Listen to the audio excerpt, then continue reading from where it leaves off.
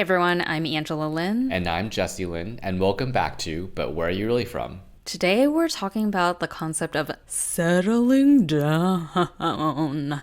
And the reason why we're talking about this is I think we have different reflections of this, but we are kind of at a point in our lives where this idea of not just bouncing around everywhere forever is where we're at. So, for me specifically, as many of you know, I had been spending the last 2 years doing literally quite that, bouncing around, doing the digital nomad life, particularly in Asia, across many different countries. But after 2 years of being glorified homeless, Ramon and I are settling down very soon. As you're currently listening to this, we're on our final stint of Asia, last few months of being abroad. But we're doing something I literally never thought I would ever do, which is moving back to Jesse and my hometown in Southern California, 2007's number one safest city in America. So it's something I never thought I would do. So it definitely is weighing on me of like this idea of settling down. Jesse, your flavor? I think it's so funny because there's this idea of where you go when you settle down almost. Like you kind of inevitably, if you live in an urban area, you settle down in a suburban area or somewhere that's less crowded.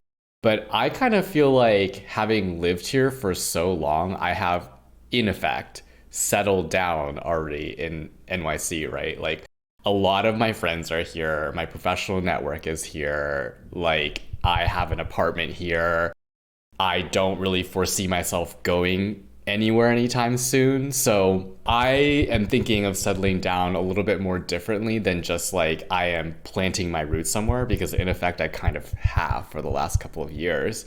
I think it more of as like a retirement from a very active part of your life. And in that sense, I don't feel like I am settling down anytime soon, nor do I feel settled. Yeah, so that is interesting that you have two different mindsets of what settling down could mean because we wanted to dissect this a little bit of like, what does settling down mean?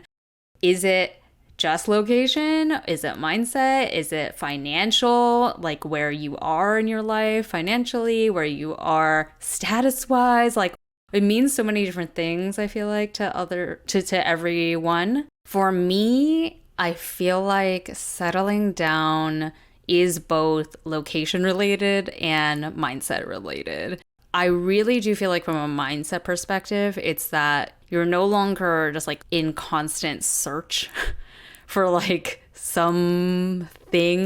Like you have settled within yourself to a certain extent. Settling down from a mindset perspective for me feels about ripe right now or like in the near future because I have been doing more of that kind of like self growth work where not to say I've perfected everything, but I'm aware enough of who I am as a person, my flaws, and like the things that I'm trying to work on that at least it's all within scope. So I'm no longer at a point where I'm kind of like needlessly searching of just like, who the fuck am I? Like that kind of unstableness, if that makes sense. And then location wise, definitely for me, does feel like a big part of it. But I think for me, it's a lot more like symbolic because I have been on the move so much of my life. Like you stayed in New York after college and never left, right? Like, yes, you travel and stuff, but like you've lived in New York for all of your adult life, really. And for me, I didn't. I mean, I lived in New York for 7 years, including college, but then I bounced around to like many different cities. I lived abroad, and then these last 2 years being nomadic. So, location wise, just committing to like physically be in one place for some sort of foreseeable future does feel very like symbolically settling down for me. From like a financial and location perspective, I do very much feel like the stereotype is always like you are much more settled, for lack of a better term. Your finances are good, and you're gonna go find that plot of land with your family and have your own little private space to raise your family. And I think that that's always been like more or less the stereotype when it relates to those things when I think about it. I also think it's to say, yeah, I agree with you from the mental perspective too. There's a little bit of like you're done experimenting as much with who you are, and you're kind of more comfortable to just be like, this is kind of like my final putty form, and like there might be some changes here or there, but like this is more or less like what I'm gonna be for the rest of my life. Well, let's talk about a mix of things that people often associate with the idea of settling down and what parts we are like respectively leaning into or leaning away from, which things are exciting us versus making us really anxious or freaked out about. First big thing that a lot of people think about is buying a house, and you are way ahead of me there. So, what was that like? And did you feel different kind of before and after that final move?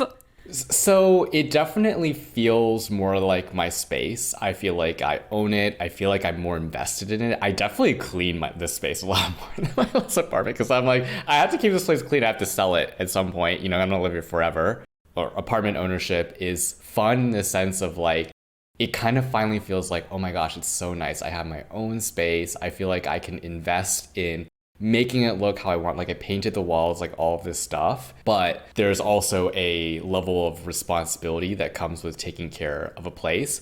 And I also feel like the more you sink into it, the more you're like, I wish I could do things differently. And you start down this path of like, should I spend more money on this apartment? I am like, should I like get the whole apartment rewired because the wiring is really old and like the outlets are kind of funky? And then I'm also like, should I get the bathroom replaced because like it's fine, but I want a nicer bath. So you like start to like you start with this like, oh, I got this really nice place, and then you begin down this path of like, what can I do to make it better? Hey listeners, wondering how you can support us? The biggest way is by increasing our visibility by following us on Instagram at Where Are You From Pod, on TikTok at But Where Are You Really From, subscribing to our YouTube channel under But Where Are You Really From Podcast, rating and reviewing us on Apple Podcasts, and telling your friends. The more people we can get to listen to the show, the more we can continue spotlighting different perspectives and stories. And if you feel so inclined, we're also accepting donations at buymeacoffee.com/whereareyouFrom. Thanks, y'all. Yeah, for me, we don't own our American house yet, but actually, I guess status update for listeners is that a big life update from my side is that we bought a house in Japan actually as our first home, which is kind of ridiculous because we're not even Japanese residents. But if you listen to our quality of life episode, it's so much more affordable in Japan. So it's funny because we do own something now, but we realistically can't live there full time now, at least. We do have aspirations to retire there in the future, but for now, it's kind of more like vacation home, and we want to be there maybe like 1 to 3 months every year. But even from that respect, when I think about owning it, I do feel really good about it because it feels really sturdy. It's like I have a like home base of sorts, even if it's for now more temporary because we can't stay the whole year there. But because we love Japan so much and we spend so much time there, thus far we had been staying in Airbnbs and hotels and whatnot. Now that we own a space, we're like really excited to just be living there truly and feel like we are more rooted there. So I definitely have like checked off the first little box of like feeling like settling down, even if the home ownership isn't in the place that we're going to be spending like 9 out of 12 months per year. I will say that it's different from anything else that you've invested in your life, because up until this point, right, you're largely investing in yourself. And those investments those are skills and knowledge, but you can't really like see, feel, live in that. And having a home is probably like the biggest purchase where you have like a very clear, tangible thing that you're interacting with and being in like every day. So yeah, it's definitely a different feeling. But usually people are interested in purchasing a home because they want to start a family. And jump in, the face. Lols.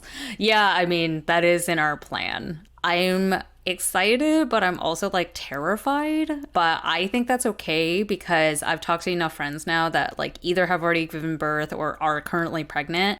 And I've felt a lot better knowing that a lot of them were also like, I'm currently terrified. Like, I have no way of feeling prepared for this. I don't feel settled in this at all, but it's coming either way, so I can't do anything about it.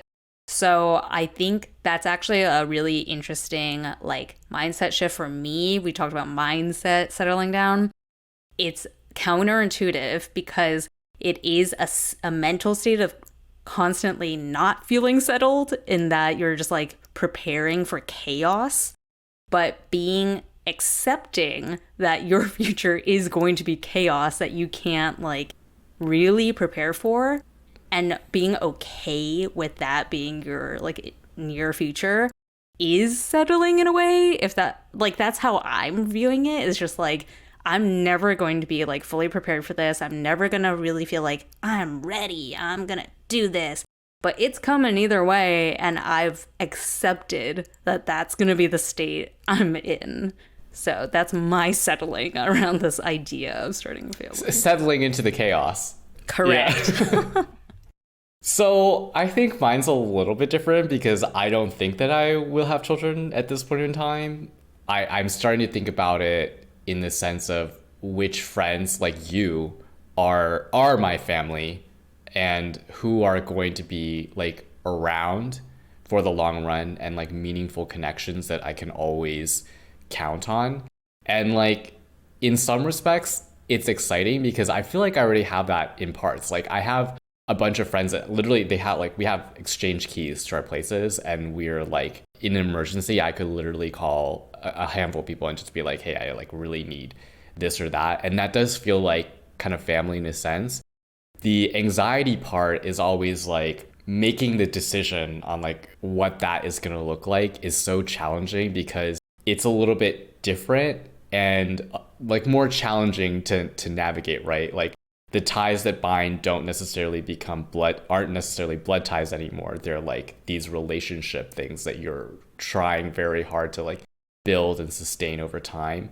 And it's a kind of a risk, right? Like, what if I spend a lot of time investing in a friendship that feels like family, but then it like, disappears tomorrow because X person, blah, blah, blah.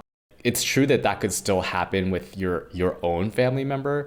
But I feel like we've talked about it before, like within the Asian family, it's like a little bit different. Like people won't ever like fully disappear. Like they still like societally must be like there for you as family somehow. Related to, I guess, the idea of growing up and moving into different phases of your life. Another big part about settling down is just the idea that we're getting old AF, man. Like we're at a point where we are at life changes like that, where I never really spent the time to imagine myself as a mom. Like, what the F? And that being part of my identity. And then, of course, past being mom, then it's like, once kids grow up and I'm like really old, retiring, and like, dunno, just end of life. I don't know. It's really weird to think about that, like, we are now at a point where that is the second half. We're only getting older,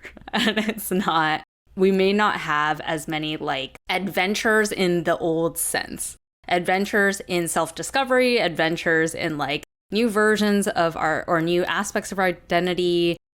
Yes, it's weird to think about that we're only going to get older and older, but I, for one, am like okay with that. Like, I don't really aspire to be younger. Like if somebody were like, hey, you want to like push a button and go back 10 years or whatever, I would say no, I don't want that, because I have enough, going back to the whole like knowing yourself better thing, I'd rather be where I am now, where I like know myself better and can feel good about that, than just gain youth but be back in the like chaos of being really lost with myself.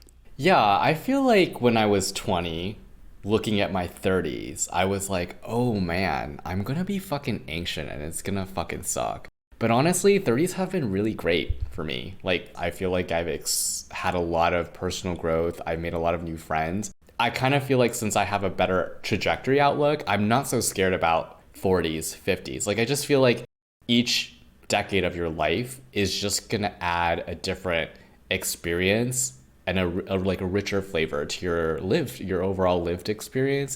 I guess the anxiety thing is like thinking about like way down the line, the idea of who's going to be taking care of you, like how can you still have a rich social life and community when you're older and maybe the people that you're friends with are in different places or they have their own families. So that's definitely probably the anxiety part that I have about being older, but there are experiences that you can have at any age, no matter how old you are. Well, what a lovely way to end things on this episode. So, listeners, we're going to throw it back at you. The idea of settling down can mean a lot of different things to different people, but I think even in the way that we've talked about it, our perspective isn't necessarily that it's like one thing or that it's just one finality, if you will.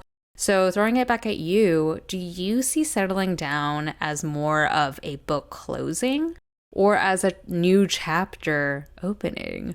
And why do you think that way? Let us know in our comments on social media or wherever you're watching/listening to this. And come back next week because we will have another episode for you then. And until then, 再见, bitches!